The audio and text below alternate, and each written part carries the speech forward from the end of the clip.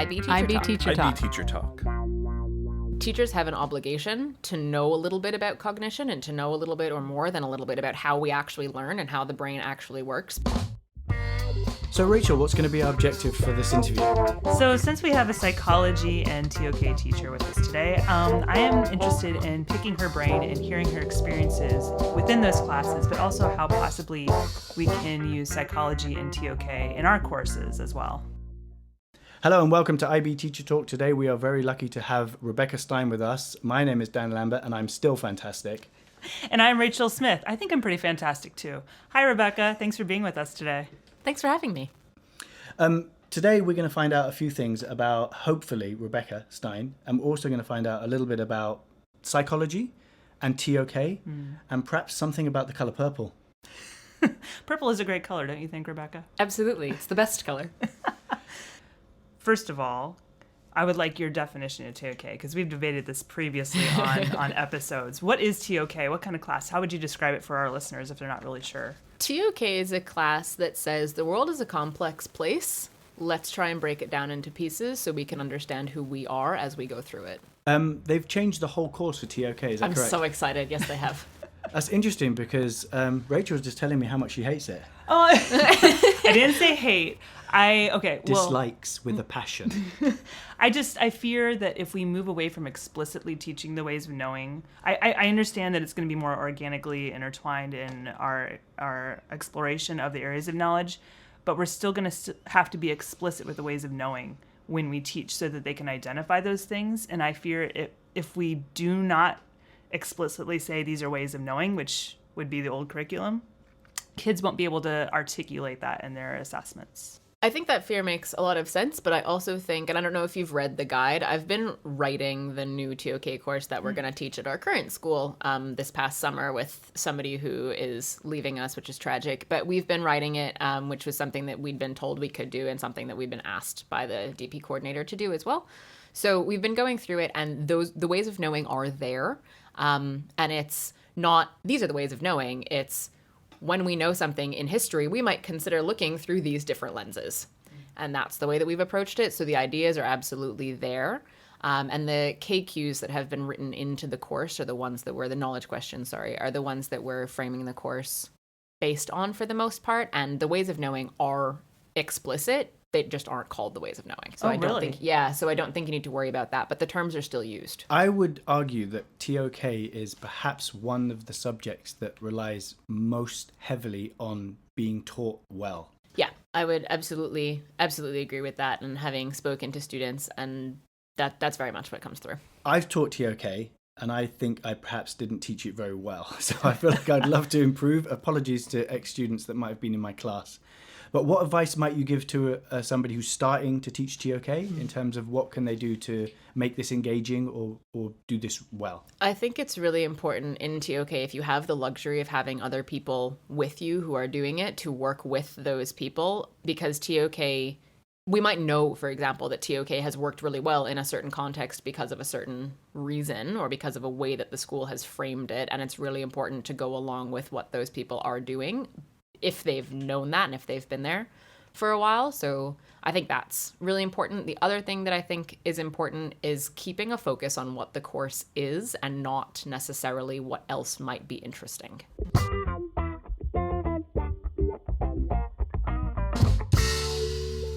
From what I'm hearing from you is you are using psychology all the time in your class, right? And it seems like psychology would be beneficial for all teachers to kind of, refresh their knowledge, because it would help them with the connections of TOK, with their classroom management possibly.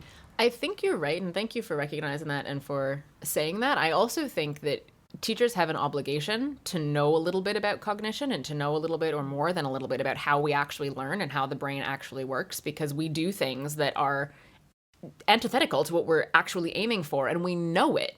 We know that that's not how things should work and that's not how the mind works, but we create these expectations for whatever reasons, and often those reasons are lived experience.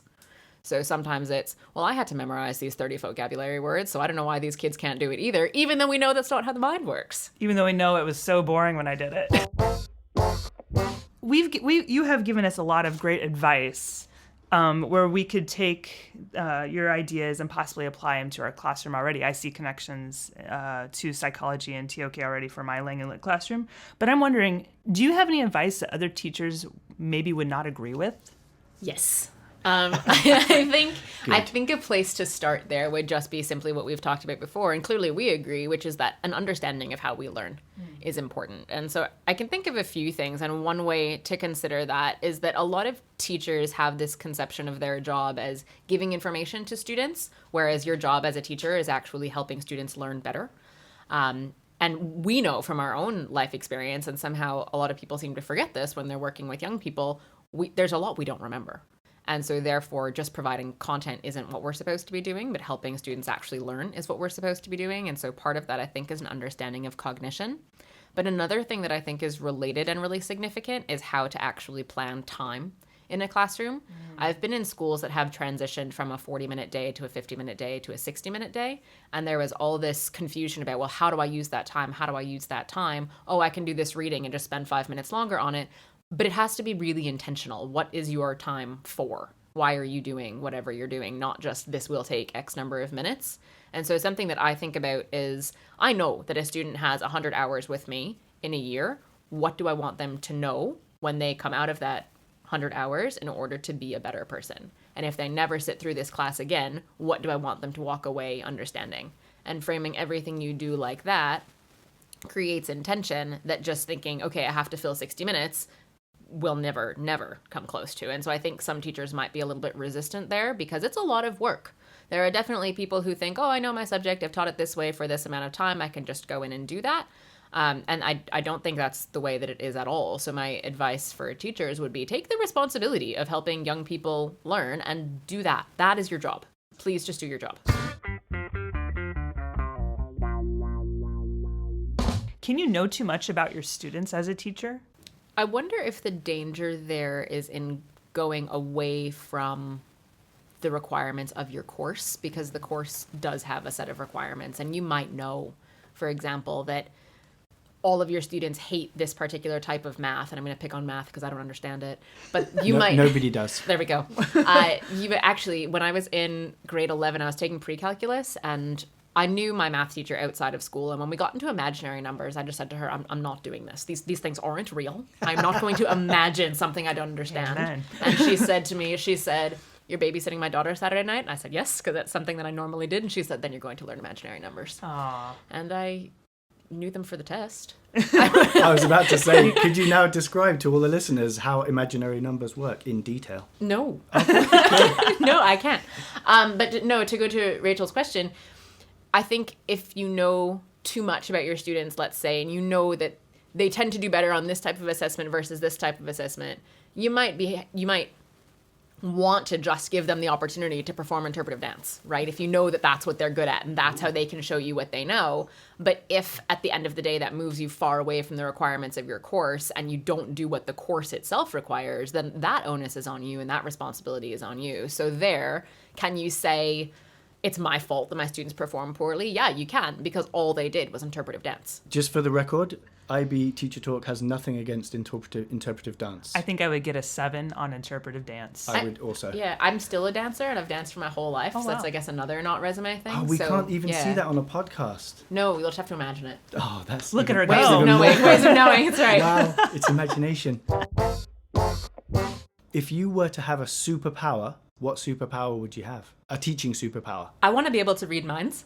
Ooh. I say to my students all the time, I cannot read minds, I just teach psychology. I feel like that'd be a horrifying superpower. Me too. I wouldn't want... Horrifying. No, I think you said the ability to read minds, so that doesn't mean that you're reading minds all I'd the like time, to be able which to would be read a minds, mess. yeah. Imagine. Like when you're looking at a room of faces and you're wondering what's going on Yeah. in the brain. I want to know what's going on in the brain. And sometimes they'll tell you and sometimes they won't. But I also know, just like you know, sometimes what you say is not actually what's happening in the brain. And whether that's because you know what's happening in the brain or not is a different thing.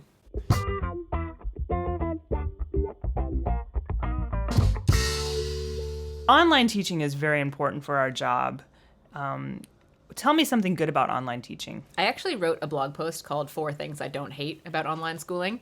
And the biggest one for me was the breaking down of barriers of formality I really, really loved being able to send a student a hangout on Google Hangouts, just saying, hey, we need to talk about this thing. And I loved that they could send me one saying, hey, can we chat later about this thing that I didn't understand in class? And it was just this really easy, we're all in this together back and forth that took place on that platform. And I liked it a lot. And I didn't love the immediacy of it always, because they could send you a message and expect a reply back 2 seconds later. But I think there was a real attempt at, let's go through this together, and here's a way that we can do it. And I really liked the fact that those interactions became less formal. Can I just ask, as a language teacher, why you chose to say don't hate? Yes, that was deliberate. I don't know that I like it, because I think sometimes formality is important. And I think there is a certain element of laziness that comes from a lack of formality. And we all send text messages. You communicate differently via text message than you would if you were writing a letter on pen and paper that you were sending on a ship. You sound like you've been in one of our language and literature classes. I'm so pleased.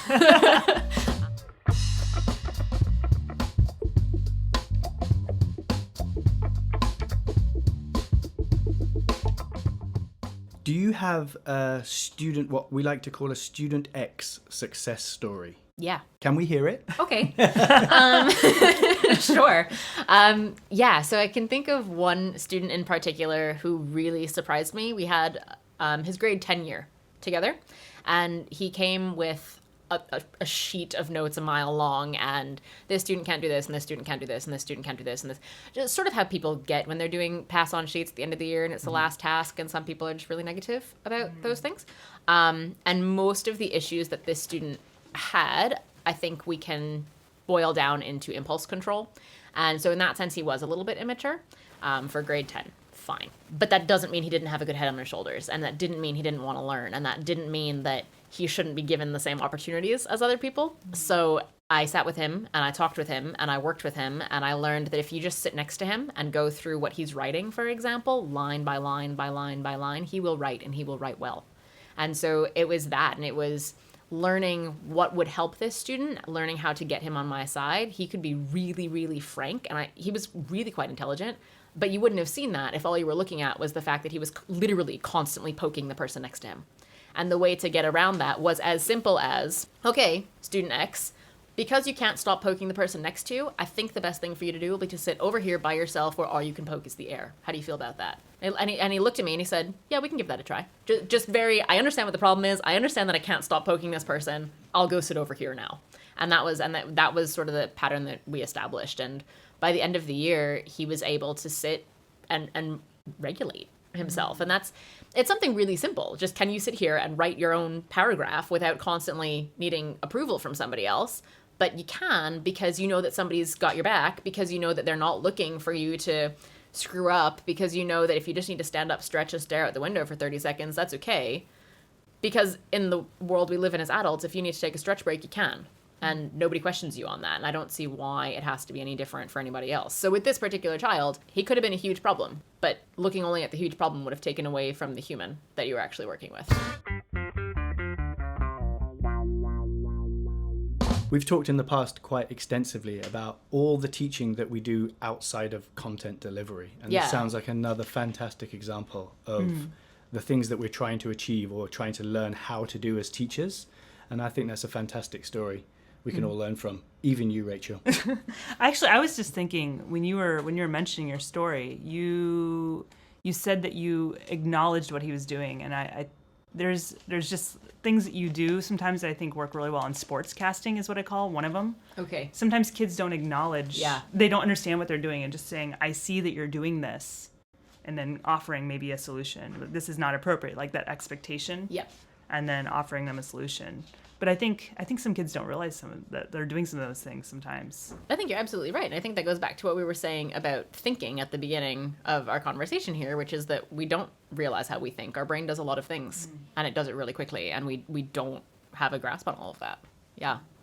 You call that sports casting? Yeah, I believe I got that term from Janet Lansbury. I think that's something that's really important to do with feelings as well. And this is going to be a little bit of the psychology teacher in me coming out, I think. One of the things that has had a really big impact on me as an individual is when you're feeling a certain way, you're experiencing something, and somebody tells you that you're wrong.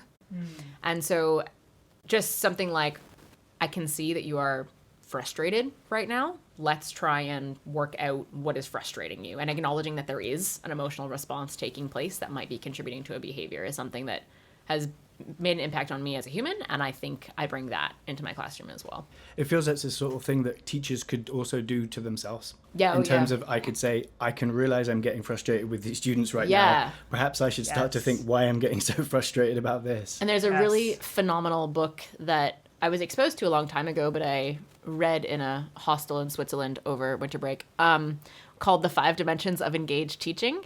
And it's by Laura Weaver and Mark Wilding, and it's about teachers looking inside themselves to figure out who they are in the classroom in order to bring out in practice what they want about who they are and what they want for the young people around them.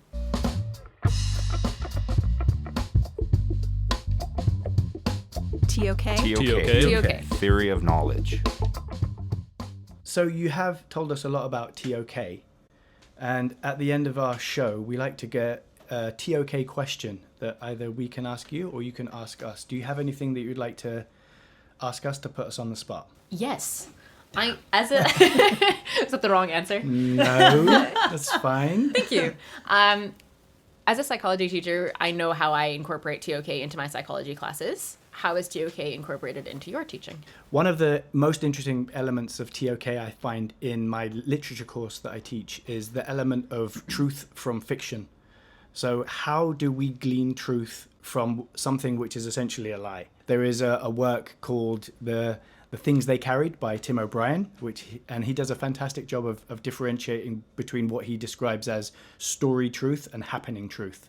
And he asserts that the truth that he can get from his stories, which are just the fiction, is greater and deeper in understanding than the truth that he would get from describing the happening events. I think that's really cool. Thanks. Oh, yeah. I love that book. My mind immediately gravitates towards the knowledge we gain from language and how our word choice can change how people understand us and the truth that we get from certain experiences. And I feel like I acknowledge that a lot. You know, as we break down a quote, we do some close reading, right? The author used this word, right? What is your understanding of this word? The connotation. Possibly, what would you say? What does this make you remember, from your experiences? I really like that because the connotation for a word is also very individual. So what connotations Rebecca might have for a word might be totally different to what I have. And so then our truths are separate, but also perhaps equally okay. Yeah. Even Rebecca's truth is okay? Is that what we're saying? Yeah, I suppose so. Relativism, right? Wow. And if we go back for just a second to the coolness of the new TOK course, coolness isn't a word, that was horrible. If we go back no, that's straight out of Mean Girls, right? If we go back That is so fetch. Stop trying to make fetch happen. Oh, sorry. You can't just walk around asking people why they're white. Okay, we're done. So if we go back to what we were saying before about the new TOK course, and now we're looking at knowledge in the knower, knowledge in technology, knowledge in language is something that we're looking at, and that's a great place, I think. And we can consider the role of vocabulary there as well. The broader your vocabulary, the more ability you have to imagine the world around you, if according to certain theories, and that would definitely play into how fiction becomes part of truth. And yeah, that just brings us into a discussion of 1984, right? They take away words so they cannot think these things. That's the Sapir-Whorf hypothesis.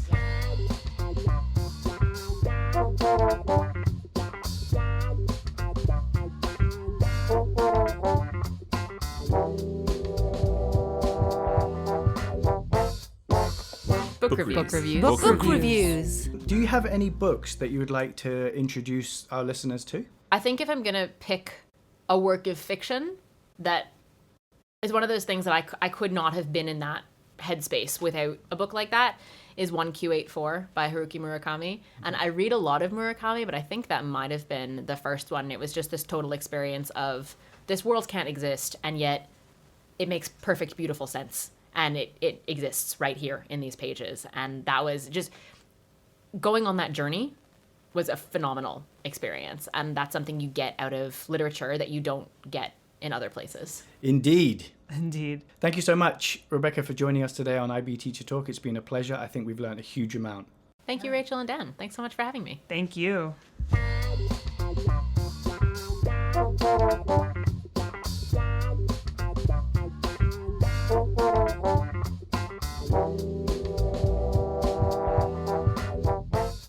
That was a fascinating interview with Rebecca Stein about psychology. What were your main takeaways from today's interview? First of all, I remembered how much I love psychology. I really enjoyed her discussion on how we teach students instead of just the content. We have to remember to teach the students the skills outside of just the knowledge. Another important point was the idea of online teaching and the immediacy versus formality. As Lang and Lit teachers, we know that it's really important to teach our students about register and formality. Yeah. It's also really important for teachers to understand how the brain works. Now, we were all educated on child development, but we need to keep reminding ourselves that these are kids and their brains are developing, and we need to remind ourselves how they work. I really enjoyed how much other teachers can learn from the concepts of psychology and how the brain works. We also dove into the idea of cognitive bias, which was important. Indeed. Indeed. Finally, something I'm very passionate about. She discussed how it's important for us to respect students' time and to use our time wisely. I'm very into the idea of bell-to-bell teaching. Yeah, Rebecca was really clear on the idea of using the 200 hours that you have with that kid as effectively as you can. It's good for us to be reminded of that.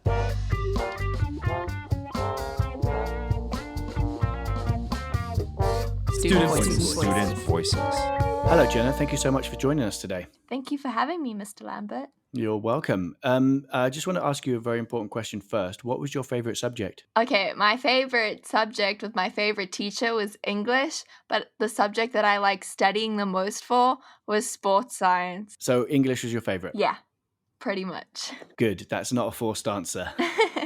Okay, so what did you like about doing the IB? I liked that there was a lot of variety because I never felt like I was closed in to only a few subjects.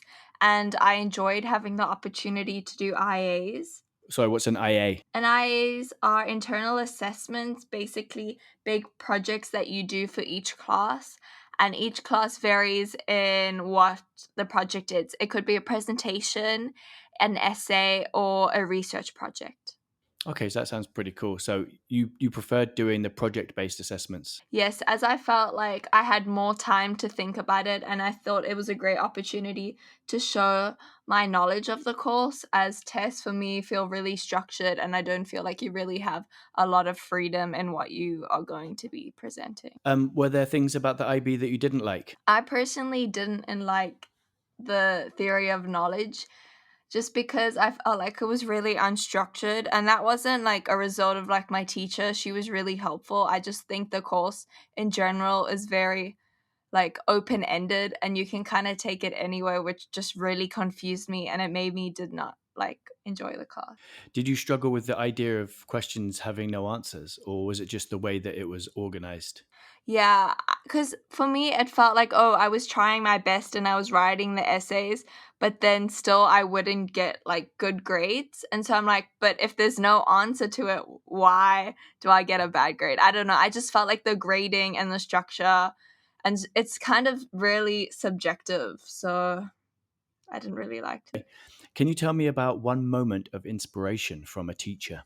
I had a teacher early in high school that was really, really busy and she always had a lot going on, but she was always really helpful towards like me and other students, but including like going on volunteer trips in her holidays. Like whenever she had free time, she'd always give back and help others.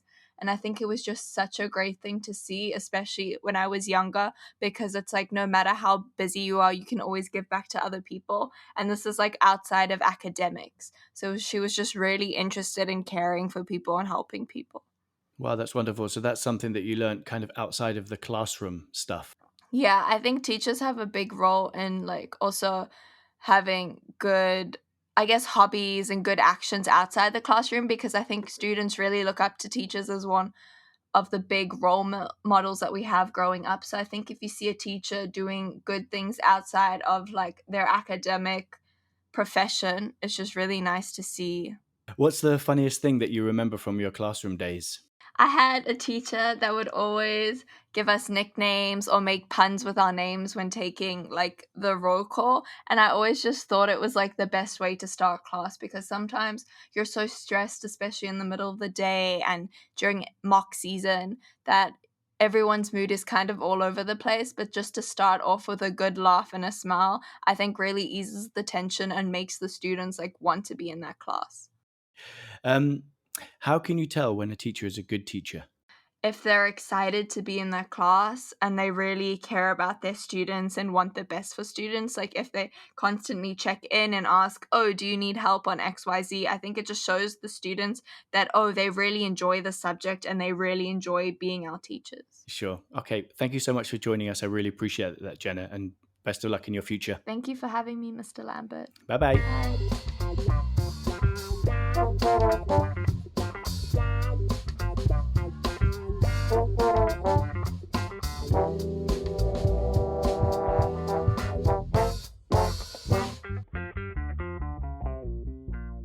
Thank you so much for joining us on IB Teacher Talk. Today we learned a lot about psychology from Rebecca Stein. Please be sure to join us next week where we'll be learning even more. Whoa.